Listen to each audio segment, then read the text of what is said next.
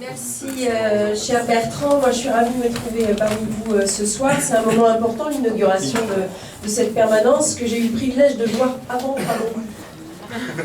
Et je peux dire que vraiment, ils ont fait un travail énorme, mais énorme, parce que c'était pas dans un état digne de recevoir ma fille. Donc, un grand merci à vous. C'est important d'être là. C'est un endroit qui doit vivre. La campagne va être hyper courte. On est quasiment à 2 mois de l'échéance.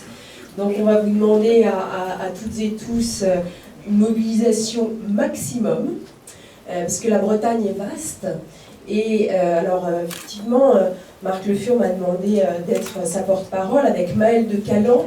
Donc moi je préside le groupe de l'Union de la droite et du centre en Ille-et-Vilaine, et Maëlle est mon homologue au Finistère. Et tous les deux, on est un peu frustrés des dernières départementales, tout simplement parce qu'on était majoritaire en voix, en Ille-et-Vilaine et dans le Finistère, mais qu'on se retrouve malgré tout dans la minorité.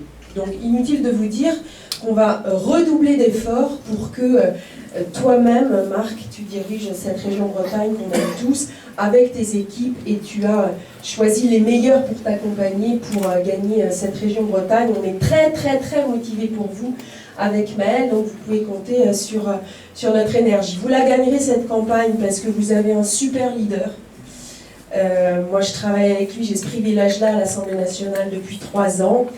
Je l'ai encore observé mardi nuit, je dis mardi nuit, on avait un débat sur la loi patrimoine-culture, et donc j'étais en train de faire autre chose, je vous avoue, parce que les femmes peuvent faire 2 choses à la fois. Je préparais mon intervention sur le code du travail d'hier matin aux Républicains, et en même temps je regardais les débats dans l'hémicycle. Et j'écoutais donc d'une oreille un peu dissipée, et j'ai tout de suite entendu Marc. Quand il est monté à la tribune, ou en tout cas qu'il a saisi le micro pour défendre, à commencer par les cinémas associatifs, puis pour défendre les pratiques amateurs. Je peux vous dire que quand il a un combat en tête, il est déterminé pour y aller jusqu'au bout. C'est quelqu'un qui est très apprécié à l'Assemblée nationale, y compris par nos concurrents socialistes. Il est vice-président, c'est pas rien, il y a 577 députés en France, et il est parmi, chez nous les Républicains, les deux vice-présidents. Donc ça ne s'atteint pas comme ça. Il faut quand même qu'on ait quelques talents pour accéder à ces responsabilités importantes. Donc c'est quelqu'un qui a des idées pour la Bretagne. Il l'a montré à travers son ouvrage que je vous recommande, mais j'imagine que tout le monde l'a lu. C'est un livre de chevet pour l'ensemble d'entre vous, Le choix de la Bretagne. Et en plus, il fait l'interrogation à la sortie. Donc il a là une belle vision pour notre région, qui a besoin de tourner la page après 11 ans de socialisme, où on a vu les résultats, l'augmentation du chômage, la baisse du nombre des permis de construire, la chute de l'apprentissage, des projets ferroviaires qui n'aboutissent pas. La liste est longue de tout ce qui manque et de tout ce qu'on a envie de combler dans les années qui viennent. Donc il a un vrai projet pour la Bretagne sur lequel il travaille avec ses équipes. C'est très important.